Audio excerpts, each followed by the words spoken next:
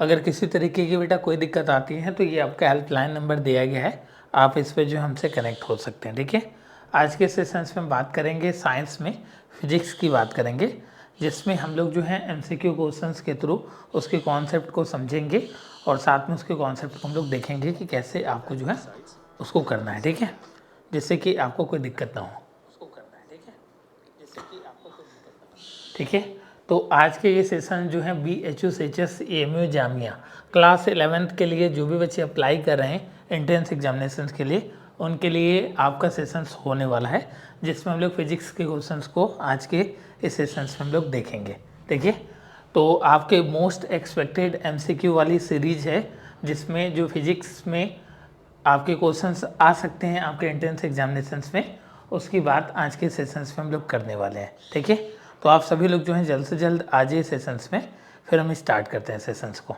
ठीक है, तो पहला जो क्वेश्चन होने वाला है इसमें, ये आपका जो है पूछा जा रहा है कि which part of the year, जो आपका कान का कौन सा ऐसा पार्ट होता है जो क्या करता है, आपका साउंड वाइब्रेशन को जो है इलेक्ट्रिकल सिग्नल में कन्वर्ट करता है। कान का कौन सा ऐसा हिस्सा है जो ध्वनि के कंपन को वैद्युत संकेतों में बदलता है, ये आपको बताना है। पहला ऑप्शन है आपका जो है ईयर ड्रम, दूसरा है आपका जो है कोक्ले, और तीसरा है आपका ईयर कैनाल, और लास्ट है आपका जो है ऑडिटरी नर्व्स। ठीक है, श्रवण तंत्रिका जिसको हिंदी में बोलते हैं। यहाँ पे हिंदी भी आपका लिखा गया। ठीक है, इसमें आपको हिंदी भी देखने को मिलेगा। तो इसमें से कौन सा ऑप्शन से आपका करेक्ट होने वाला है, आप लोग मैसेज करिए बेटा। Which part of the year convert sound vibration into electrical signals. ठीक है, कौन सा ऐसा पार्ट है ईयर का, मतलब कान का कौन सा ऐसा हिस्सा है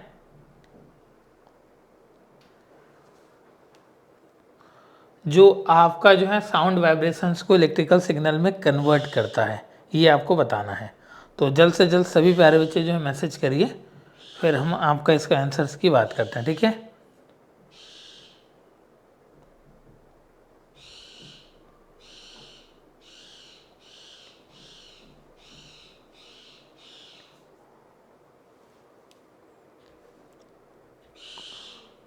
सभी बच्चे मैसेज करें बेटा। इसका जो करेक्ट आंसर है ऑप्शन बी है, कोक्लीव। ठीक है, COCHLEA, जिसको हिंदी में आपका श्रवणिका बोलते हैं। नाम से ही पता चल रहा, श्रवणिका मतलब सुनने के काम में आएगा, मतलब इसमें जो है साउंड की ईयर का कन्वर्जन यहाँ पे देखने को मिलेगा। तो ऑप्शन बी आपका जो है इसके लिए करेक्ट होने वाला बेटा। ठीक है, तो ये क्वेश्चन आपके एग्जामिनेशन में आ जाएगा ना, तो आप कंफ्यूज हो जाओगे कि कौन सा इसमें से आपका होगा। ठीक है, बट आपको क्या करना है, ध्यान से इसको देखना है। ठीक है, तो इसका जो करेक्ट आंसर है ये आपका ऑप्शन बी है, श्रवणिका। ठीक है, ऑप्शन बी करेक्ट है बेटा। नेक्स्ट क्वेश्चन है, गुड इवनिंग। नेक्स्ट क्वेश्चन है आपका जो है सेकेंड नंबर। इसमें बोला जा रहा है कि the kinetic energy of a body increased by 300%। किसी आपके जो है बॉडी का काइनेटिक एनर्जी क्या होता है, 300% इंक्रीमेंट होता है, तो उसकी वेलोसिटी में क्या इंक्रीमेंट होगा, ये आपको बताना है। ठीक है, एक वस्तु की गतिज ऊर्जा जो है 300% बढ़ा दी जाती है, तो उसकी आपका जो है वेलोसिटी में कितने परसेंट आपके चेंजेस आएंगे, वो आपको बताना है। ठीक है, हालांकि इसका आंसर आप लोग लर्न कर लीजिएगा, मतलब इसको एग्जामिनेशंस में आपको सॉल्व करने की ज़रूरत नहीं है, बट कैसे सॉल्व होगा उसको भी मैं आपको दिखा दूंगा। ऑप्शन है आपका 50%, 100%, 200% और आपका जो है 300%। तो बताइए इसमें से कौन सा जो है आपका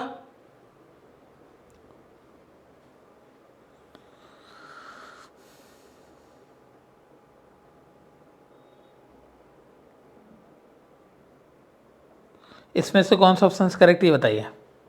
ठीक है, जो बच्चे क्लास 11th बायोलॉजी स्ट्रीम से या जो है मैथमेटिक्स स्ट्रीम से, किसी भी स्ट्रीम से अपने एंट्रेंस एग्जामिनेशन की तैयारी कर रहे हैं BHUS का, तो सभी बच्चे जो हैं इसी आपके फिजिक्स को पढ़िएगा। ठीक है, मतलब फिजिक्स में आपका कोई भी अंतर नहीं रहने वाला है, बस क्वेश्चंस में मैथमेटिक्स में थोड़े न्यूमेरिकल ज़्यादा आते हैं, थोड़ा लेवल अप रहता है, बायोलॉजी में थोड़े न्यूमेरिकल कम आते हैं। ठीक है, तो जो बच्चे आपके जो है फिजिक्स के लिए परेशान हो रहे हैं बायोलॉजी स्ट्रीम से हैं सर या मैथमेटिक्स स्ट्रीम से, तो दोनों के लिए फिजिक्स आपका सेम होने वाला है। ठीक है, तो इसका आंसर दीजिए आप लोग, जल्दी से जल्दी आंसर कीजिए बेटा, इसका आंसर करें आप लोग।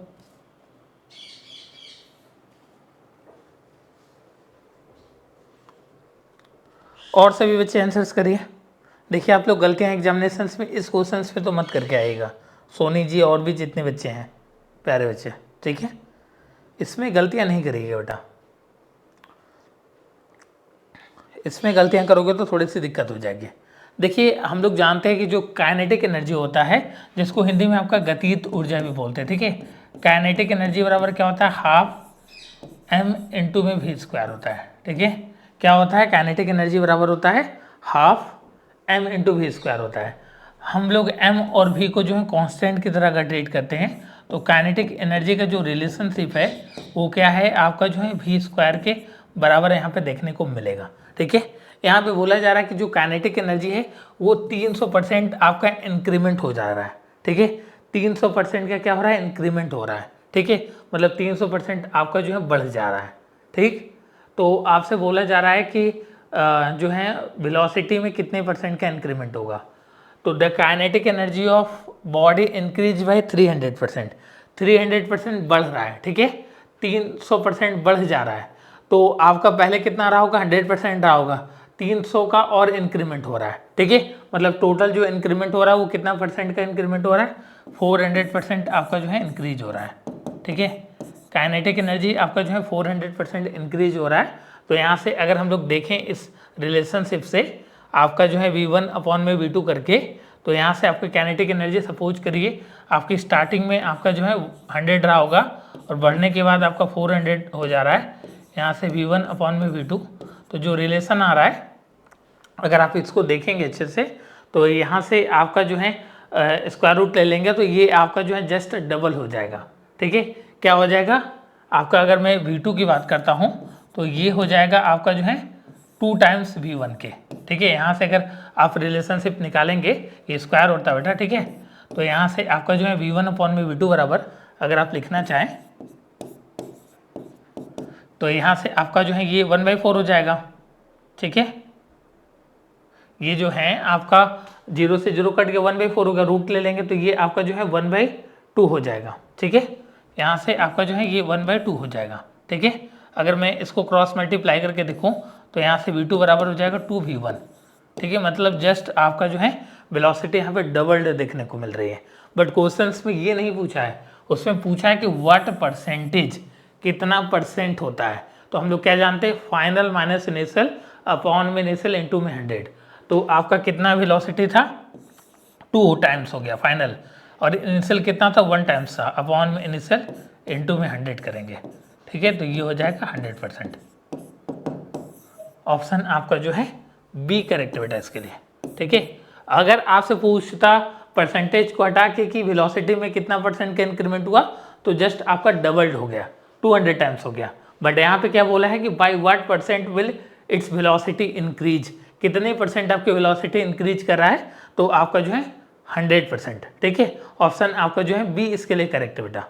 इस तरीके के क्वेश्चंस आपके एग्जाम में आ चुके हैं, ठीक है, जितने भी हम आपको यहाँ पे क्वेश्चंस पढ़ाएंगे ये PYQ से और जो भी टॉप आपके रेटेड एग्जाम्पल्स हैं वहाँ से इसको लिया गया है, जिससे कि आपको कोई दिक्कत ना हो, ठीक है। नेक्स्ट क्वेश्चन है यह आपका जो है 3rd नंबर, ठीक है, 3rd नंबर में बोला जा रहा है कि if earth radius is halved, मतलब आधा हो जा रहा है, while its mass remain the same, what will be the acceleration due to gravity, यदि पृथ्वी की त्रिज्या को आधा कर दिया जाए और उसका द्रव्यमान वही रहेगा तो गुरुत्वाकर्षण त्वरण पे क्या प्रभाव पड़ेगा, ये कितना टाइम्स हो जाएगा, 2g 4g g/2 और g/4, तो बताइए क्या आपका जो है इम्पैक्ट पड़ेगा इस पर, मैसेज करिए आप सभी लोग।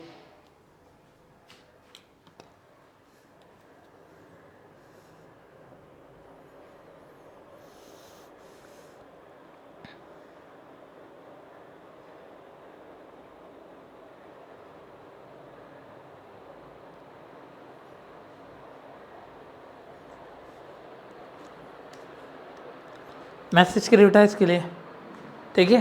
देखिए बेसिक आपको जो है रिलेशनशिप पता होना चाहिए, अगर रिलेशनशिप आपको नहीं पता रहेगा बेसिक तो थोड़ा दिक्कत हो जाएगा, मतलब आप लोग जो है लगा नहीं पाओगे।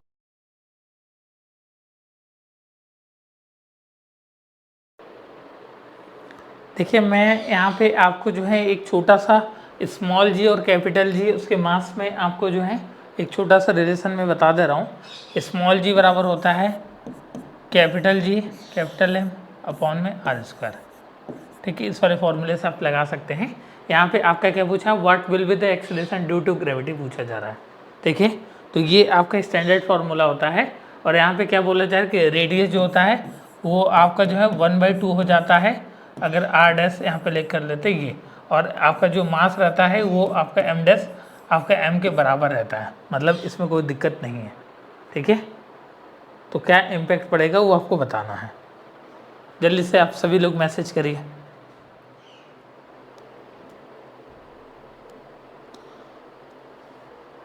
सभी बच्चे मैसेज करिए। क्वेश्चन नंबर 3 की बात की जा रही है। क्वेश्चन नंबर आपका जो है सेकेंड और आपका जो है फर्स्ट हो चुका है। देखिए फर्स्ट भी इम्पॉर्टेंट है और सेकेंड बहुत इंपॉर्टेंट है, इसमें आप लोग गलतियां तो करके ही आओगे एग्जाम में। ठीक है, और सभी बच्चे मैसेज करिए बेटा, जितने बच्चे देख रहे हैं सभी बच्चे मैसेज करिए। देखिए यहाँ पे बोला जा रहा है कि जो रेडियस है वो आधा कर दिया जाता है और मास आपका रिमेन सेम है, तो मतलब हमको इस वाले चीज़ों पे फोकस नहीं करना है, मतलब हमको जो है इससे कोई विशेष मतलब नहीं है, इससे कोई लगाव नहीं है। हम लोगों को क्या फोकस करना है, जी बराबर 1/r² पे फोकस करना है। ठीक है, आर क्या हो जा रहा है, आधा हो जा रहा है, तो ये अगर r² की जगह मतलब r² की जगह 1/2 r रखेंगे तो यहाँ पे ये आपका जो है 1/2 का स्क्वायर करेंगे तो ये 4 हो जाएगा, 4 ऊपर चला जाएगा तो ये 4 टाइम हो जाएगा। अगर मैं जी डैश की बात करूँ तो 4g के बराबर हो जाएगा। तो ऑप्शन आपका जो है बी करेक्ट बेटा, इसके लिए ऑप्शन बी 4g के बराबर हो जाएगा। ठीक है, ऑप्शन बी करेक्ट है, इसमें कोई दिक्कतें नहीं होनी चाहिए। ठीक है, फॉर्मूला याद रखिएगा, स्मॉल जी बराबर होता है capital G capital M upon में आर स्क्वायर। ये रिलेशनशिप यहाँ पे आता है। आप लोग जानते हो कि एफ बराबर क्या होता है, कैपिटल जी कैपिटल एम छोटा वाला एम अपॉन में आर स्क्वायर। ठीक है, और एफ बराबर क्या होता है, मास इंटू में ग्रेविटी होता है। तो यहाँ से ये कैपिटल जी कैपिटल एम छोटा वाला एम अपॉन में आर स्क्वायर करेंगे तो यहाँ से एम कट जाता है, तो ये रिलेशन आपका जी बराबर कैपिटल जी बड़ा वाला एम अपॉन में आर स्क्वायर, ये रिलेशनशिप यहाँ से आपको देखने को मिलता है। ठीक है, तो ये यहाँ से डराइव्ड करके आया है, तो इसको भी आप जो है याद रखिएगा। छोटा जी मतलब ग्रेविटी ड्यू टू अर्थ या एक्सेलरेशन ड्यू टू अर्थ, और ये आपका जो है कैपिटल जी मतलब ग्रेविटेशनल कांस्टेंट। ये कैपिटल जी की वैल्यू भी आप याद रखिएगा। ठीक है, ये क्या होता है 6.67 × 10⁻⁻11। ठीक है, ये बायोलॉजी वाले स्ट्रीम में पूछा गया है कैपिटल जी की वैल्यू क्या होती है, इसकी यूनिट क्या होती है।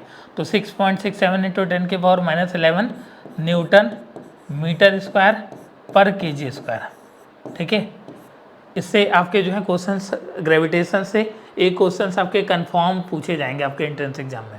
ठीक है, तो ग्रेविटेशंस को आप एक अच्छे फॉर्म में तैयार कर लीजिएगा जिससे कि आपको कोई दिक्कत ना हो। ठीक है, तो कैपिटल जी की जो वैल्यू होती है 6.67 × 10⁻11 न्यूटन मीटर स्क्वायर पर केजी स्क्वायर। ठीक है, तो इसकी यूनिट भी डायरेक्ट एक बार पूछा है और इसकी वैल्यू भी पूछा है और इस रिलेशनशिप पे न्यूमेरिकल भी पूछा है।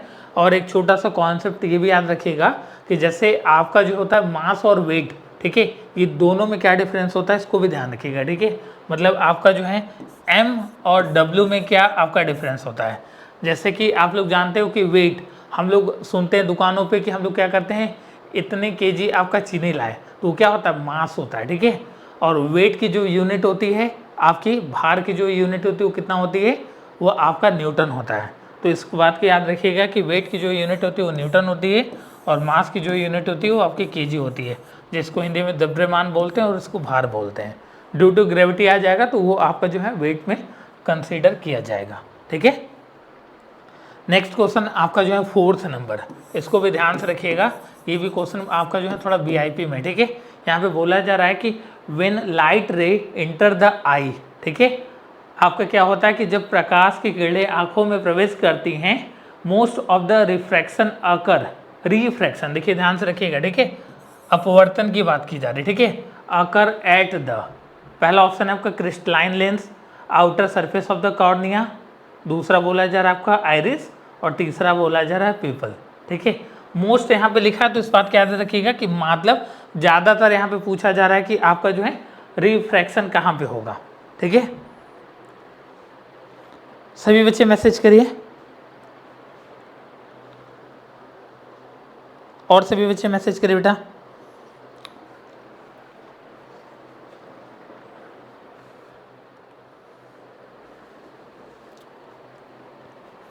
देखिए इसको भी थोड़ा समझ लीजिएगा। देखिए यहाँ पे बोला जा रहा है कि जो लाइट रे होता है वो आपके जो है आंखों में इंटर करते हैं, तो मोस्ट ऑफ द रिफ्रैक्शन कहाँ पे होता है, तो कहाँ पे होता है भाई, outer side surface of the cornea. ठीक है, मतलब outer surface of the cornea में होता है, मतलब 80% तक आपका जो रिफ्रैक्शन होता है ये आपका जो है आउटर सरफेस ऑफ कॉर्निया पे होता है। ठीक है, और क्रिस्टलाइन लेंस मतलब जो लेंस होते हैं उस पर कितना परसेंट होता है, तो 20%। ठीक है, अगर क्वेश्चन में यहाँ पे मोस्ट की जगह लिस्ट लिख दिया, ठीक है, क्वेश्चन में आपका जो है बदल के ध्यान से आपको एग्जामिनेशन में क्वेश्चंस को 2 से 3 बार आपको जो है पढ़ना है। ठीक है, किसी की अगर दिल को गलती करने देंगे तो आपको ऑप्शंस गलत हो जाएगा। ठीक है, तो जब आपसे क्वेश्चंस में यहाँ पे मोस्ट की जगह लिस्ट लिख देगा तो आपका ऑप्शन ए करेक्ट हो जाएगा, क्रिस्टलाइन लेंस। और यहाँ पे मोस्ट लिखा मतलब ज़्यादातर कितना होता है, तो 80% आपका आउटर सरफेस ऑफ कॉर्निया पे होता है, तो ऑप्शन आपका बी करेक्ट रहेगा बेटा। ठीक है, नेक्स्ट क्वेश्चन है आपका जो है 5वां नंबर। ठीक है, what is the unit of frequency. ठीक है, फ्रीक्वेंसी की इकाई क्या है। पहला है आपका हर्ट्ज, मीटर, डेसिबल और जूल।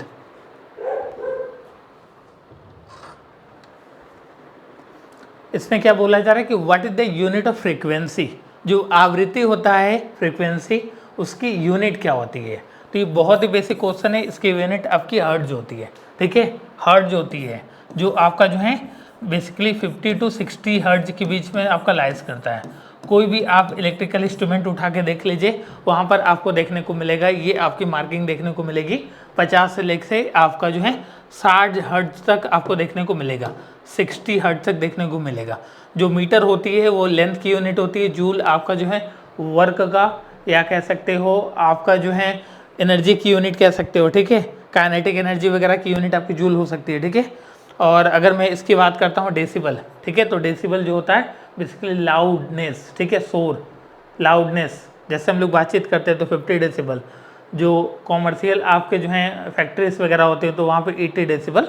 तो ये डेसिबल आपकी जो होती है शोर की यूनिट होती है, मतलब आपकी लाउडनेस की यूनिट होती है। नेक्स्ट वन आपका जो है 6 नंबर। ठीक है, इसमें बोला जा रहा है कि COM की बात की जा रही है, सेंटर ऑफ मास की बात की जा रही है। The force acting on the centre of mass of an object effect which types of motions, किस टाइप्स के मोशंस को जो है सेंटर ऑफ मास जो है इफेक्ट कर सकता है। ठीक है, सेंटर ऑफ मास किस टाइप के फोर्स को जो है इफेक्ट कर सकता है। पहला है आपका जो है ओनली रोटेशनल मोशंस, दूसरा है आपका ओनली लिनियर मोशंस, तीसरा है आपका both rotational and linear motions, और लास्ट ऑप्शन है आपका हैज नो इफेक्ट्स, कोई भी आपको जो है इफेक्ट्स नहीं करने देगा। देखिए ऐसे आपके कॉन्सेप्चुअल क्वेश्चंस जो हैं आपके एग्जाम में भर भर के पूछे जाते हैं, भर भर के मतलब टोटल 10 क्वेश्चन तो आपके कॉन्सेप्ट पे आएंगे, बट उसको आपको गलत नहीं करके आना एग्जाम में। ठीक है, किसी की कंपटीशन यहीं से है, तो आपको कॉन्सेप्ट क्लियर होना चाहिए। यहाँ पे बोला जा रहा है कि सेंटर ऑफ मास को कौन सा मोशंस आपका इफेक्ट्स करेगा, कौन सा फोर्स एक्ट करेगा, तो ये आपका भाई साहब लीनियर मोशन होगा, तभी आपका जो है सेंटर ऑफ मास को इफेक्ट्स करेगा। तो ऑप्शन आपका जो है बी करेक्ट है बेटा, मोस्टली बच्चों का आंसर करेक्ट आ रहा है। ठीक है, ऑप्शन बी करेक्ट है बेटा। नेक्स्ट क्वेश्चन आपका जो है 7th नंबर। ठीक है, कॉनकेव मिरर की बात की जा रही है, इस बात का ध्यान रखिएगा।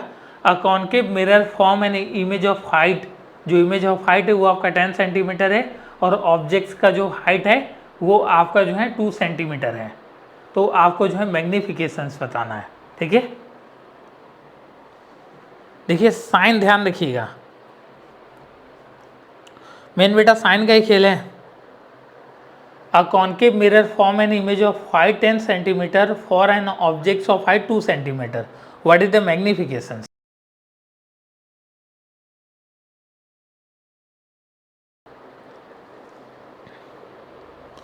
बहुत अच्छा, वेरी गुड, मोस्टली बच्चों का आंसर करेक्ट आ रहा है। देखिए आपका मैग्निफिकेशंस का फॉर्मूला होता है, आपका मैग्निफिकेशंस का जो फॉर्मूला होता है वो होता है आपका जो है इमेज ऑफ द हाइट, मतलब आपका जो है HI अपॉन में HO।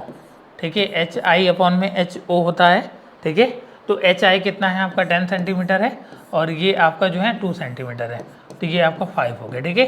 एच आपका पॉजिटिव दिया गया था, देन उसके बाद आपका ये भी पॉजिटिव होगा, तो ऑप्शन आपका जो है ए करेक्ट है साहब, ठीक है। अगर एच आई मतलब इमेज आपका जो है नेगेटिव आता तो उस केस में आपका जो है 5 भी आपका नेगेटिव आता, ठीक है। ये जो होता है आपका वर्चुअल और इरेक्ट इमेज के लिए होता है, ठीक है। रियल इमेज के लिए आपका जो है दूसरा कुछ होता है।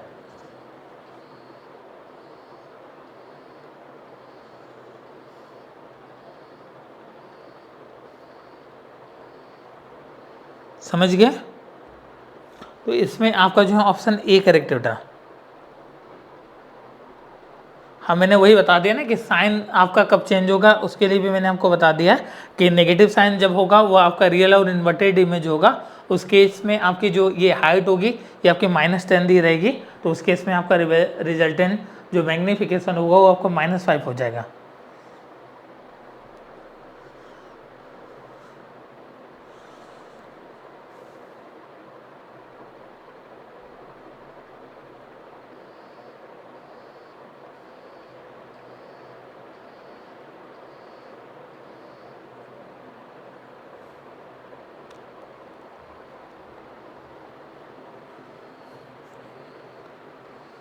नेक्स्ट है आपका जो है 8 नंबर,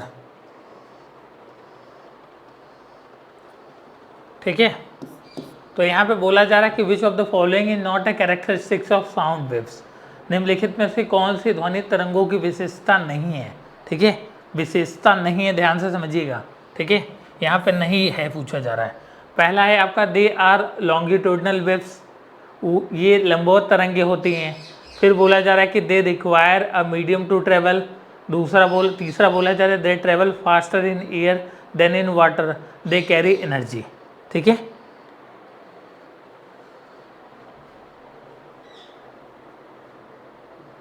तो बताइए, इससे सिंपल क्वेश्चन आपके एग्जाम में नहीं आने वाला बेटा, ठीक है।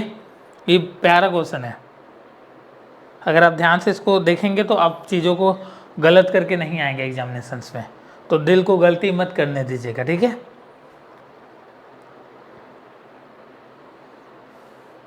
ठीक है,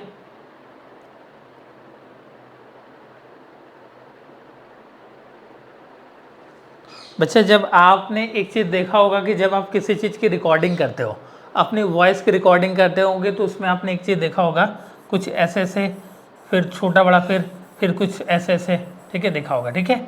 तो ये आपकी क्या होती है, साउंड वेव होती हैं। तो ये आपके जो है लॉन्गिट्यूडनल वेव होती हैं। सही बात है भाई, यहाँ पे बोला है कि कौन सा ऐसा कैरेक्टरिस्टिक्स नहीं है, तो पहला ऑप्शन तो आपका करेक्ट होगा, मतलब कि ये आपका क्या होती है, लॉन्गिट्यूडनल वेव्स होती है, मतलब ये लंबवत चलती हैं। तो पहला ऑप्शन तो हो ही नहीं सकता ऑप्शंस में, ठीक है। मतलब कैरेक्टरिस्टिक साउंड वेव का कौन सा इसमें से नहीं है, तो ये तो है, तो ये तो ऑप्शन करेक्ट हो गया। तो अब ए को हटा दीजिए, अब ये तीनों में आप दीजिए कि कौन सा इसमें से करेक्ट है, क्योंकि मोस्टली बच्चों का आंसर ए आ रहा था, ठीक है।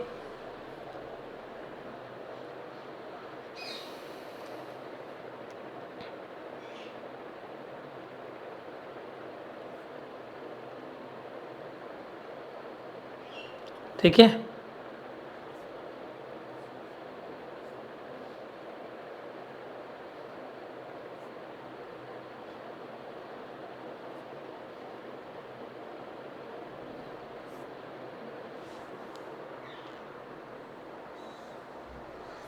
देखिए दूसरा बोला जा रहा है कि they required a medium to travel. तो भाई ये बात सही है कि मीडियम की रिक्वायरमेंट पड़ती है, साउंड को ट्रेवल करने के लिए क्या होती है, मीडियम की रिक्वायरमेंट पड़ती है। लाइट को ट्रेवल करने के लिए मीडियम की रिक्वायरमेंट नहीं पड़ती है, तो ये भी ऑप्शन आपका जो है करेक्ट हो गया। और साउंड वेव में एक तरीके की एनर्जी भी कैरी होती है। ये तीसरा ऑप्शन इसमें गलत हो गया, क्यों, इसमें बोला जा रहा है कि जो साउंड वेव होते हैं ट्रेवल करते हैं faster in air than water, मतलब हवा में तेज़ी से चलते हैं, बट वाटर में मतलब लिक्विड में आपके जो हैं ये लेस देन होते हैं। बट ऐसा नहीं होता है, ये लिक्विड में, मतलब अगर मैं लिक्विड की बात करता हूँ, वाटर की बात करता हूँ, तो लिक्विड में इनकी स्पीड आपके अप्रॉक्स 1500 के अप्रॉक्स में होती है, ठीक है, मतलब आपका 1480 के करीब होती है, ठीक है। और अगर मैं एयर की बात करता हूँ साउंड वेव की, तो ये अप्रॉक्स जो है 332 के अप्रॉक्स होते हैं, या इसको 340 भी आप लिख सकते हो, ठीक है। 340 के अप्रॉक्स में होती है, ठीक है। ये क्या होती है आपके जो है एयर की अगर हम बात करते हैं तो एयर में ये 340 मीटर पर सेकेंड के हिसाब से चलते हैं, और अगर मैं लिक्विड की बात करता हूँ तो अप्रॉक्स 1500 मतलब 1480 के अप्रॉक्स में ये चलते हैं, ठीक है।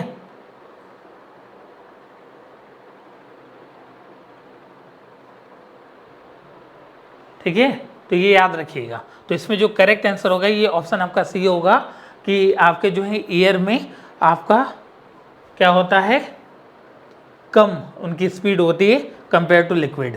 ऑप्शन सी करेक्ट बेटा। नेक्स्ट है आपका जो है 9th नंबर, ठीक है।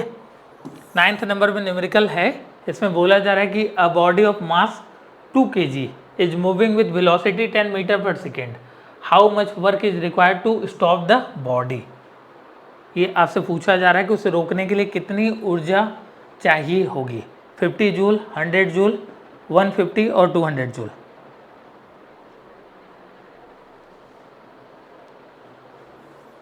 बेटा आपके लॉन्गिट्यूडनल ट्रांसवर्सल होते हैं वेव्स, ठीक है।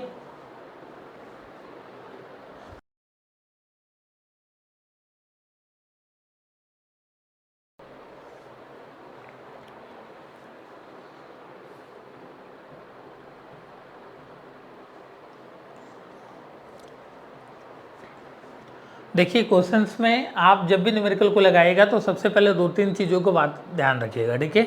आपकी जो यूनिट्स होनी चाहिए क्वेश्चंस की वो सेम होनी चाहिए, ठीक है। मतलब यूनिट्स मात्रक जो होना चाहिए, जैसे आपका मीटर पर सेकेंड है तो अगर ये किलोमीटर पर आवर में अगर दिया रहता तो उसको पहले हम लोग चेंज करते हैं, ठीक है। और आंसर किस यूनिट में आ रहा है इसको ध्यान रखिएगा, और क्वेश्चंस में गिवन क्या है उसको भी आपको ध्यान में रखना है। तो यहाँ पे आपका जो है मास बराबर दिया है आपका 2 kg दिया है, ठीक है। मास कितना दिया, 2 kg दिया, और वेलोसिटी कितना दिया है, ये कौन सी वेलोसिटी है, मूविंग मतलब आपका u है, u बराबर क्या दिया है 10 दिया है, 10 मीटर पर सेकेंड, ठीक है।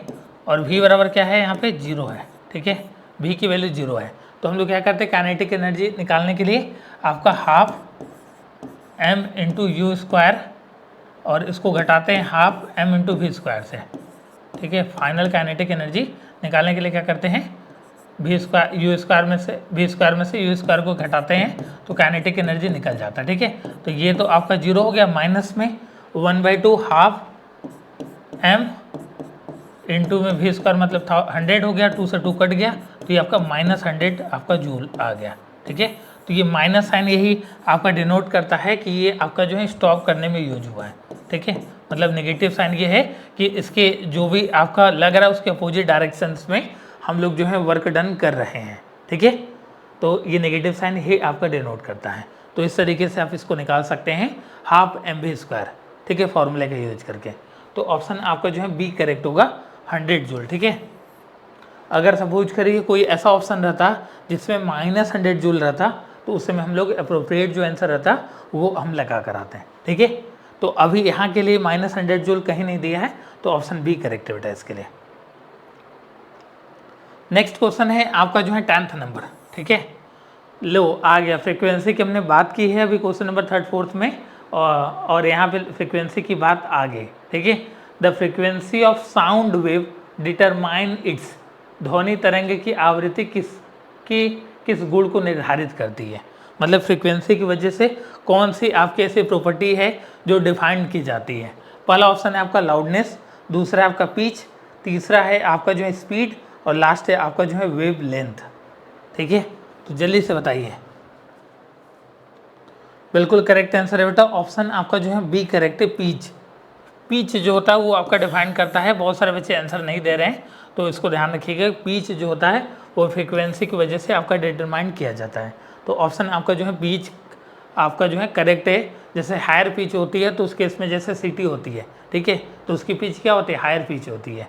जैसे कोई बेस की बात करते हैं, ठीक है, मतलब बेस ड्रम बजाने की बात करते हैं तो वहाँ पे पिच आपकी क्या होती है, आपकी लो हो जाती है, ठीक है, लोअर पिच। तो यहाँ पे ऑप्शन आपका जो है बी करेक्ट है बेटा।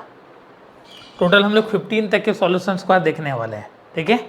नेक्स्ट क्वेश्चन है आपका 11th नंबर, ये बहुत इंपॉर्टेंट है, आपको एनसीईआरटी और हर कम्पिटिटिव एग्जाम में देखने को मिल ही जाएगा, ठीक है। यहाँ पे बोला जा रहा है कि if the current through a resistor is increased by 100% at constant temperature, the increase in power dispatched is। यदि एक प्रतिरोध में धारा को स्थिर तापमान पर 100% बढ़ा दिया जाता है तो आपका जो है नष्ट की गई शक्ति में कितनी % की वृद्धि होगी आपको बतानी है। ठीक है, ठीक है, आपको सॉल्व भी करना है। ठीक है,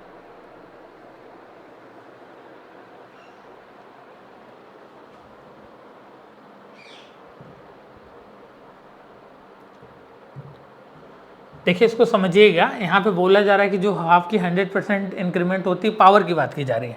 तो आपका करंट और रेजिस्टेंस के केस में यहाँ पे क्या बोला जा रहा है, increase by 100% if the current through a resistor, मतलब आई आपका इंक्रीमेंट हो रहा है। ठीक है, कितना 100% का इंक्रीमेंट होता है। पी बराबर फॉर्मूला होता है आई स्क्वायर इंटू में आर होता है। ठीक है, हम लोग आई को सेपरेट अभी देख लेते हैं। यहाँ पे अगर मैं आई डैश निकालूँ तो क्या होता है, पहले तो आई हो गया और क्या हो रहा है 100% का इंक्रीमेंट हो रहा है। तो 100% मतलब 100 अपॉन में 100 इंटू में आई, तो ये आपका जो होगा 2i हो जाएगा। ठीक है, आई डैश की वैल्यू कितनी आ गई, 2i आ गया। ठीक है, तो यहाँ से हम लोग पहले पी डैश निकालेंगे। ठीक है, तो पी डैश बराबर हो जाएगा 4ir हो जाएगा। ठीक है, ये आपका पी हो गया, ये पी डैश हो गया। आपको क्या बोला जा रहा है कि पावर आपको जो है डिस्पैच निकालना है। सेम अभी हमने जो है वेलोसिटी के केस में भी क्वेश्चन नंबर 2 भी देखा कि वहाँ पे भी चीज़ें आपकी परसेंटेज में दी गई थी। ठीक है, यहाँ पे देखो दिया है। ठीक है, तो इसको भी हम लोग परसेंटेज में निकालेंगे। तो क्या करेंगे, यहाँ पे ये आपका जो है 400% माइनस में 100% का इंक्रीमेंट हो रहा है, यहाँ पे दिया है अपॉन में 100% इंटू में आपका जो है 100। ठीक है, तो ये कितना हो जाएगा आपका 300%। ठीक है, इंक्रीमेंट हो रहा है, मतलब ऑप्शन आपका जो है सी करेक्ट होगा। इसको आप रट लीजिए इस क्वेश्चन को, ये बहुत इंपॉर्टेंट क्वेश्चन है बेटा। ठीक है, आपके एग्जाम में भी इस बार भी आपको देखने को मिल ही जाए। ठीक है, तो ऑप्शन आपका जो है सी करेक्ट है बेटा इसके लिए। ठीक है, नेक्स्ट क्वेश्चन है आपका जो है 12th नंबर, 12 नंबर की बात करते हैं। यहाँ पे बोला जा रहा है, रट लिया था तो अच्छी बात है। यहाँ पे बोला जा रहा है कि a ball is dropped from a height of 80 metre. एक कोई बॉल है जो ड्रॉप्ड किया जाता है, जो हाइट है वो आपका 80 मीटर है। What will be its velocity just before hitting the grounds. मतलब आपकी एक बॉल है जो इतने हाइट से ड्रॉप किया जाता है, मतलब वो डिस्टेंस समझ सकते हैं। ठीक है, मतलब एस बराबर दिया है आपका 80 मीटर दिया। ठीक है, और जी बराबर क्या दिया है आपका 9.8 दिया है। ठीक है, मीटर पर सेकेंड, मतलब ये एक्सेलरेशन दिया है। What will be the velocity, मतलब भी आपसे पूछा जा रहा है, तो भी की वैल्यू बता दीजिए। बेसिक आपका 3 फार्मूलास होता है। क्या फार्मूला होता है मोशन की, v बराबर u प्लस 80, एस बराबर होता है, आप लोगों को भी याद होना चाहिए। ठीक है बेटा, जैसे मेरे को याद है तो यू टी प्लस में हाफ AT स्क्वायर और आपका होता है v square equal to u square plus 2AS। ठीक है, और जो आपका S होता है वो रिप्लेस हो सकता है G से, और A रिप्लेस हो सकता है आपका जो है G से। ठीक है, S रिप्लेस हो सकता है H से, और आपका A रिप्लेस हो सकता है G से। तो यहाँ फॉर्मूला कुछ और भी आप रिप्लेस करके लिख सकते हैं, मतलब v square equal to u square minus negative sign है तो 2GH भी लिख सकते हैं ऐसे। ठीक है,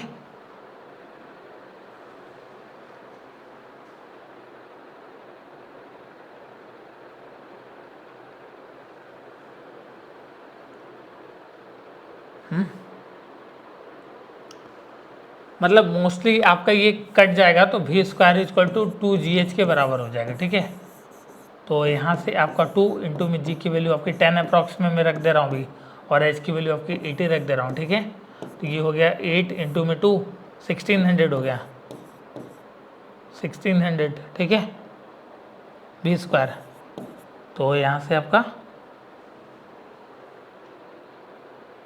40 वी बराबर 40 के करीब आ गया। ठीक है, 40 मीटर पर सेकेंड। ऑप्शन आपका जो है कौन सा है, सी करेक्ट है इसके लिए। ठीक है, समझ में आया कि नहीं आया ये क्वेश्चंस। अब वो बच्चे बताएं जिनको ये क्वेश्चन समझ में नहीं आए कि सर ये कैसे कर दिया आपने। ठीक है। तो ये 3 फार्मूला होते हैं, इसमें से कोई भी यूज कर सकते हो। और वहाँ पे मैंने डिस्टेंस को हाइट से रिप्लेस कर दिया और ग्रेविटी को एक्सेलरेशन से रिप्लेस करके आप लिख सकते हो। ठीक है बेटा, तो थोड़ा सा दिमाग आपको लगाना ही पड़ेगा ना, क्योंकि कि ऑप्शन को आप देखोगे तो ऑप्शन जो है आपके सीरीज में देखने को मिल रहा है, मतलब आपका 30, 35, 40, 45। तो हम लोग जी की वैल्यू 9.8 दिया है क्वेश्चन में, कोई दिक्कत की बात नहीं है। हम लोग क्या करेंगे, अप्रॉक्सीमेशन के यूज करके यहाँ पे जी की जगह पे 9.8 की जगह 10 लिख के सॉल्व कर लेंगे, और फिर आंसर दूर दूर है यहाँ पे देखने को मिल रहा है, तो हम लोग उसको आपको बाद में कन्वर्ट भी कर सकते हैं। तो यही आपको अप्रॉक्सीमेशन के यूज करके एग्जामिनेशंस को क्रैक करना है। ठीक है, हम लोगों को वहाँ पे आंसर ला के उसको प्रूफ नहीं करना है, हम लोगों को बस आंसर लाना है और सही आंसर लाने की कोशिश करनी है, इसीलिए हम लोगों को ज़्यादा सॉल्व नहीं करना पड़ेगा। ठीक है, नेक्स्ट क्वेश्चन है आपका जो है 13 नंबर की बात करते हैं। यहाँ पे बोला जा रहा है कि a car moving at 30 metre per second decelerate at 5 metre per second square. देखिए कुछ बच्चों को एक्सेलरेशन या वेलोसिटी में डिफरेंस नहीं पता चलता है कि क्वेश्चन में सर गिवन क्या है, ये आपका जो है वेग दिया है या त्वरण दिया है, समझ में नहीं आ पाता है।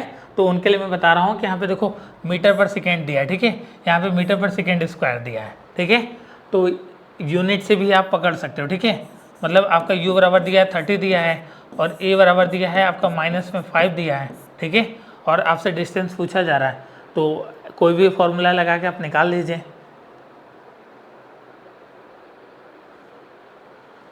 यही वाला फॉर्मूला लगा दीजिए, v square equal to u square plus में 2as। ठीक है, यहाँ से s निकाल लीजिए आप।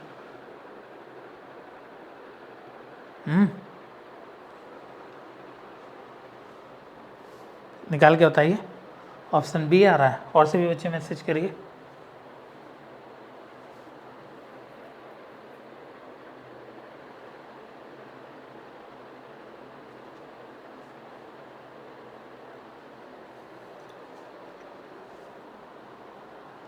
तो यहाँ से ये तो 0 दिया, सपोज करें इसको इधर लाते हैं। ठीक है, तो ये 900 हो गया। ठीक, ये इधर आ गया, अपॉन में 2 इंटू में a की वैल्यू 5 बराबर s, ये 10 टाइम में कट गया, s बराबर 90 आ गया, 90 मीटर। ठीक है, ऑप्शन आपका बी करेक्ट बेटा इसके लिए। ठीक है, 90 मीटर।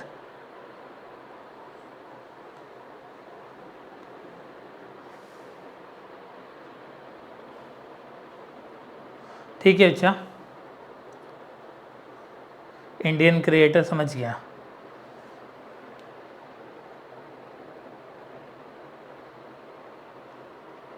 हाँ जी, सूरज कैलाश वाला क्वेश्चन था। ठीक है, ये क्लियर है, समझ में आ गया, 90 मीटर आ रहा है। नेक्स्ट है आपका जो है 14 नंबर। ठीक है, सेम क्वेश्चन आपका रिपीट हुआ है, बट इसका जो तरीका है थोड़ा डिफरेंट है। ठीक है, यहाँ पे बोला जा रहा है कि refraction of light in I occur at, आँखों में प्रकाश का अपवर्तन कहाँ होता है। ठीक है, तो कहाँ होता है, यहाँ पे क्वेश्चन देखो चेंज हो गया। वहाँ पे क्या पूछा था, मोस्ट। ठीक है, ध्यान से क्वेश्चन को देखिएगा। देखिए इस वाले में पूछा था आपका, मैंने जो बताया ये। ठीक है, यही सेम 4th क्वेश्चन है, बट वहाँ पे आपके आंसर बदल जाएंगे। ठीक है, यहाँ पे क्वेश्चंस का तरीका कुछ और था और वहाँ पे कुछ और पूछा है। ठीक है, तो यहाँ पे जो करेक्ट आंसर हो जाएगा,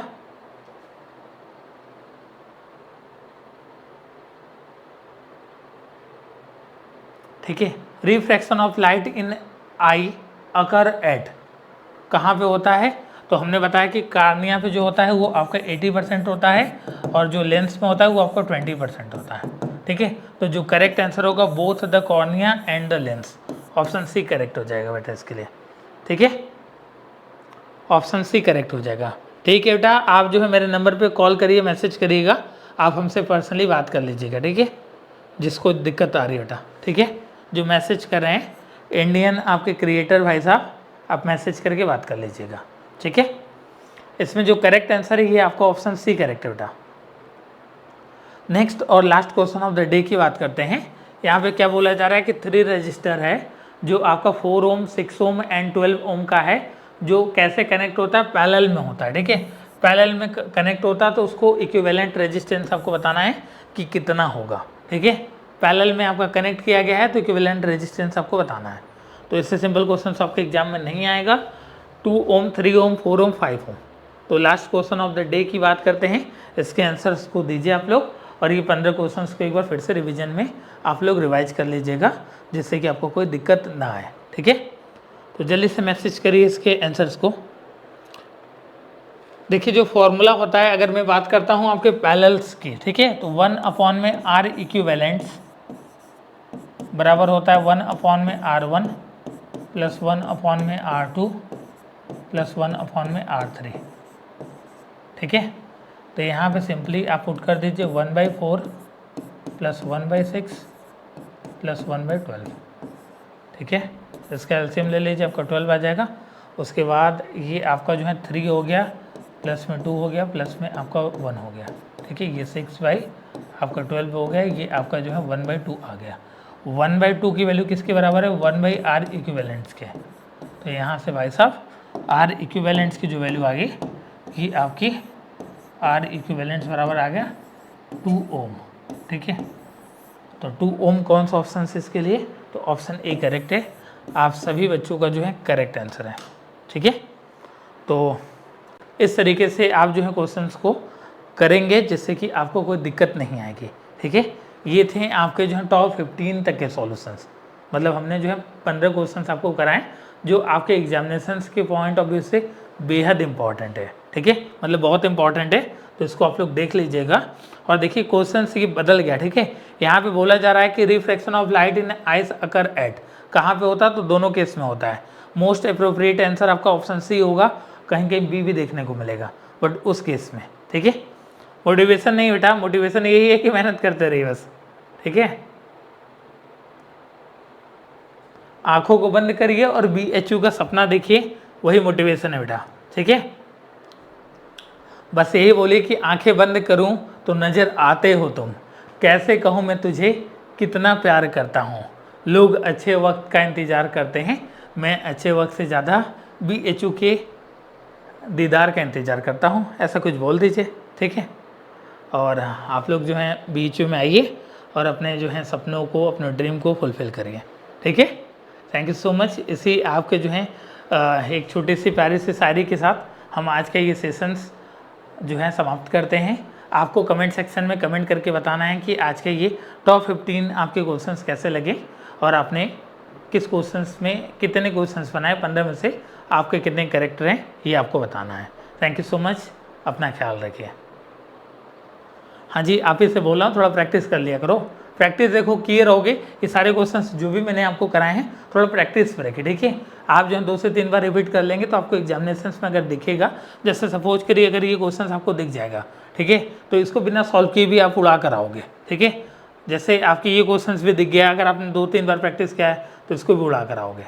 ठीक है, अब देखिए ये क्वेश्चंस तो नहीं आप कह सकते उड़ा कर आओगे, बट ये क्वेश्चंस आपके सेम टू सेम आ सकते हैं, तो इसको भी आप जो है उड़ा कर आओगे।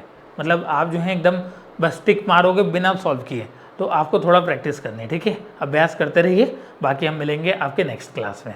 थैंक यू सो मच, अपना ख्याल रखिए आप लोग।